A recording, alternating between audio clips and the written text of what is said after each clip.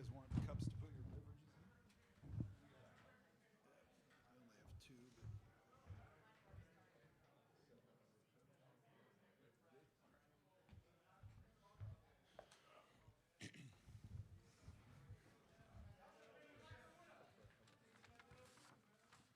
All right, we welcome our friends from Grand Canyon in, and we'll follow the normal protocol. We'll have Coach give an opening statement, then we'll direct questions to student athletes, and once those are completed, we'll return to questions for Coach.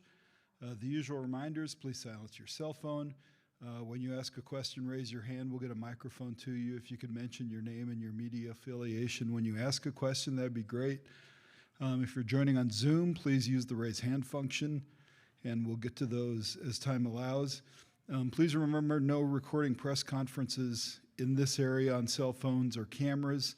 Those will be available on the NCAA Media Hub once these are finished. And when we're asking questions of student athletes, please direct questions to specific student athletes. That helps the audio folks. So, Coach, go ahead and we'll take your opening statement. Yeah, what a fun night to be a Lope. Crowd was outstanding out there. All the GCU people that made it from Phoenix, as well as all the Spokane fans that were cheering for us. Thank you, guys. We love the extra boost for our team. And you know, these three guys, the rest of the players in the locker room, really special group. You know, they really bonded together, went to the Bahamas, and it started something special there. And, you know, two returners, Ray Harrison, Gabe McLaughlin, they came back and they helped us in the recruiting process with this portal process. And when guys came on visits like Tyon, you know, we would always group afterward with Ray and Gabe. Do you like them? Do you want them here? Do you want them part of our family? And I credit these two for really recruiting great transfers to come join us. And it's been a really fun ride. You know, we thank the Lord. We've had great health this year. You know, so far we've had a connected team. We've had a team that's really been motivated to win. And what I love about them is they really compete. I think you saw that out there tonight, shot clock violations, how hard they guarded, you know, to the end of the buzzer. They don't have any quit in them, and just really proud of them and the effort they gave for 40 minutes tonight. All right, let's direct questions to Grand Canyon student athletes. So this Brandon Clearwater, skyboat.org. This is for all players. This is your guys' first program win as a D1. What does that mean to you? What are you guys going to remember from this moment? I think it's just celebrating with my brothers. I mean, just going out there battling. I mean, we do that every single day, practice, and then being able to show it on the court. I mean, it's cool to see the world seeing what we're capable of, what GCU is capable of, and just that we're not done yet.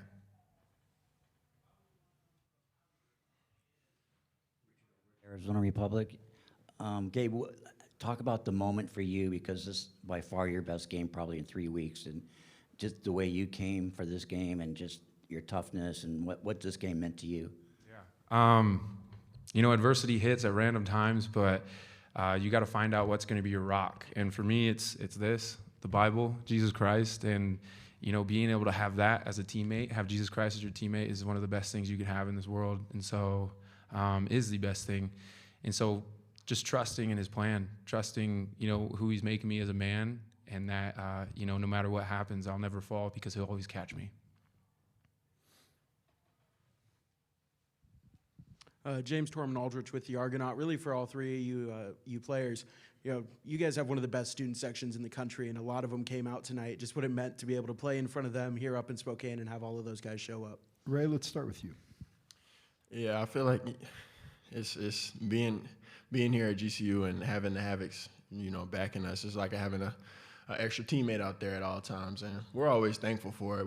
It makes us feel more comfortable, more, you know, we're able to play our game better. So, Tyon? It's just wonderful. I mean, they call it the Havocs. They wreak havoc. They do what they need to do for us. So it is wonderful. Gabe? And then, you know, I told you reinforcements were inbound, and then they showed up. I mean, the Havocs, they're always having our backs, and it's a blessing to be a part of this. Ron Krajcik from the San Francisco Chronicle. Gabe, I think you guys had 8 steals and 9 blocked shots. How much did you feel like your quickness, your jumping ability throughout the lineup was an advantage, and how much was that the difference? The coaches told us to go out there and be athletic. They trust us, and so being able to, just go and play and just, play basketball. It's a beautiful thing. And so it's also nice knowing I can go out, take a chance, and I have teammates that'll have my back, cover for me. But yeah, it's a wonderful thing. Major Madness. Started off with Tyon, a question for you. If Coach talked about the transfers on this team, what brought you to GCU? And then for Gabe and Ray, Coach talked about how you guys were kind of part of that recruiting process for the transfers. What was your pitch to Tyon and the rest of the transfers? I would say for me, what brought me to GCU was the winning culture that they were building here, and just how much I know Gabe and Ray wanted to win. Like when I was on my visit, they talked about that Gonzaga game like a lot. So I knew like winning meant a whole lot to them. So that was one of the main things that brought me here.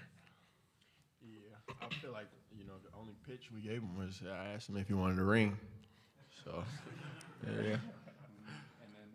My side of the recruiting process, I mean, we both were all part of it, but just getting to know Tyon and knowing that regardless of what's on the court, I mean, I know I have a brother for life, and we were going to start building that. And so that was one of my favorite things, and, trusting in that, look where it got us. Tim Booth from the AP. Ray, what was kind of the talk in the locker room at halftime that sort of led to the run that you guys were able to put together there early in the second half? And what did you feel like you did really well during that stretch where you were able to build the big lead? Yeah, I feel like going into the half, we knew that we didn't play our best basketball. So we knew, the first 4 minutes we wanted to come out and be aggressive and hit them first. But personally, I feel like, in the first half, I was being aggressive. The looks that I had, they felt good. And so I just tried to stay composed and trust the work that I put in.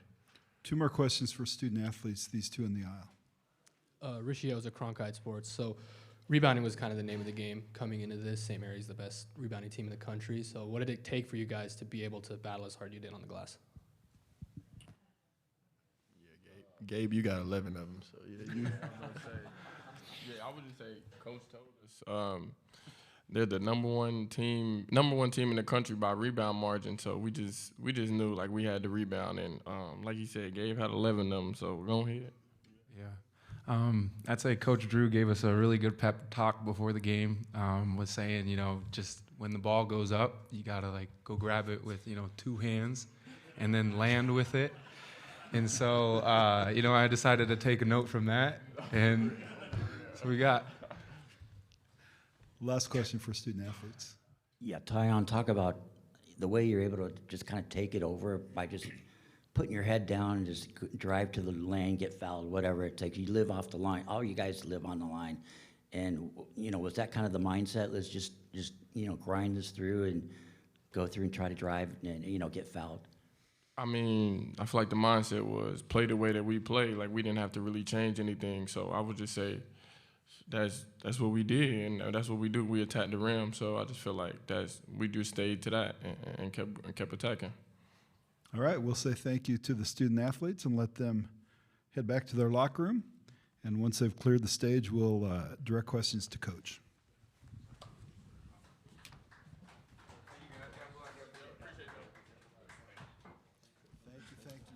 Thank you. Thanks. Gabe, see you tomorrow. See you tomorrow, Bill.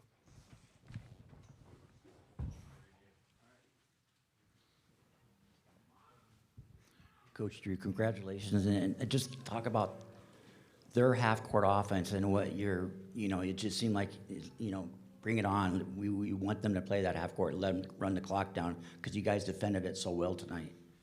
We talked about it last couple of days, how efficient they are on offense, and they run their stuff. And if you cover it a certain way, they go to a different package and do different things. And so we really try to change our coverages throughout the game, going back and forth with some different ones. And I really credit our guys. I still thought they got the ball a lot where they wanted to, but some of our recovery plays were spectacular. Tyon, Luke, Gabe coming out of nowhere and deflecting balls and blocking shots, and us being able to get out and transition. We knew it'd be hard to score just in the half court against them, so every transition point that we got was really valuable for us. Kyle Boniger with ESPN. Bryce, I'm sure you've touched on this several times, but can you kind of reset the appeal of coming to GCU, what your vision was at the time, and then just what it means to get this win, not just for the program, what it means, but for yourself as a coach in the tournament as well. Yeah, we're such a unique place. We're a school of faith. We have 25,000 on ground. We have 90,000 online, and it's only growing.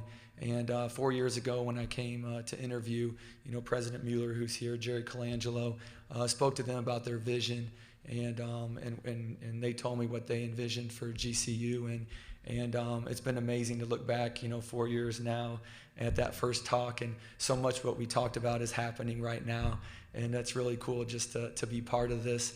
And, President's been so valuable in this. Jerry's been a great mentor to me, and then my dad's here, who's been a mentor for life for me. He's hopping on a plane, seeing my brother. I can't believe you're not staying here, seeing one more game with us. But it's such a special place, and I think you sense that with our students that come, and just the togetherness that our campus has. And it's a really just fun place to be a part of. Yeah, this is our third time coming, so, this is kind of the next step in the maturation of a winning program, is being able to win a game in the tournament. And, for myself and I think for our program, it's just, and for our school, it's just a huge step so more people can realize how special a school GCU is. And, hopefully, the effort we gave tonight, hopefully we can follow it up with a great effort on Sunday. Coach, the free throw battle was won by you guys by a ton. It was 26, 26 free throws, more for you guys. Just talk about how you guys came out with energy, because that was consistent throughout in both halves. Yeah, all year we've been we're number 5 in the country on getting fouled, and so we have a lot of guys that really drive the ball. They're really aggressive. They're long. They're confrontational around the rim. And, we've had a lot of games where we shoot this many free throws, and that's a big part of how we play and how we run offense and where we space. And so really credit these guys. They got there, and I thought it was really key. We shot almost 78% from the line, and especially in postseason, every free throw is so valuable. And really credit our guys for stepping up, making some big ones. Bryce, what part of your team's athleticism you feel like showed up and bothered them the most? Yeah, I think a couple areas. First, on defense, I think our length on recovery plays. Again, they got the ball a lot of those possessions where they wanted it, and we just have some spectacular plays at the rim to deflect balls. And then I think on offense, some of our transition, getting out, finishing, at the rim was really important. So I thought those two areas were key for us. And then, Coach, talk about the 2 threes you guys hit to open the second half, corner threes by Tyon and then Colin. What that just really seemed to fire you guys up and change the whole complexion of the game. We had that run in the first half to get the lead back, which I thought was really key. And then coming out at half, everyone knows basketball here. Those first 4 minutes are so important, and the back-to-back threes really got us into a rhythm and got us into a flow right away. Bryce, Mark Ziegler from San Diego Union Tribune. You played San Diego State at home this year, and I remember after the game you talked about what a big deal that was for your program. How much did that win and the confidence from that win kind of propel you to this moment? Yeah, it was tremendous. A team like San Diego State coming off a Final Four run, and just the history that they have. It was our first ever school win against a ranked opponent. We got to do it in our home gym on national TV, and I think you hit a keyword, confidence. It really gave our team a lot of confidence that they could play against, really good basketball teams. Hey, Coach, you talked about it in the beginning, just the amount of fans that were here cheering for you guys, but especially that GCU student section, just what it meant for you to have all them come up and cheer you on into this win. Yeah, it's remarkable. Not just are they present physically, but, they're 100% invested, emotionally, into our team with how they yell and how they keep the energy for 40 minutes. And then, like our guy said, it really helps us. There could be some lapse times during a game you get tired or you get fatigued or other teams on a run, but once our crowd gets right back into it, it really helps lift us up quicker. We have time for one more question, and we'll go to Zoom for Dan Tortora. Dan? Dan Tortora, wakeupcalldt.com. Coach, you heard your student athletes talk about faith. You've talked about faith as well. You said that you're a school of faith. Would just love you to dive a little bit deeper into that and how faith drives you and drives this team forward, and that it's not just about basketball. Yeah, it's a special platform we have at GCU. You know, I had a heart condition growing up, and I gave my life to the Lord at a young age. And we have so many guys that come into our program and have never heard, you know, about the Christian faith, never heard about our Lord and what He can do for them. And so part of what we get to do with our program is we get to develop young men. We get to help make them better basketball players, and we help to introduce, faith to their lives. And so as Gabe was speaking down there, he's been not only our verbal leader, our emotional leader, he's also been our spiritual leader. And the connectivity of this team is just really good. All right, thank you, Coach. We'll go ahead and announce, if you haven't heard, that the game times for Sunday are 4:10 p.m. and 6:40 p.m. here in the Pacific time zone, and we will see you tomorrow. Thank you.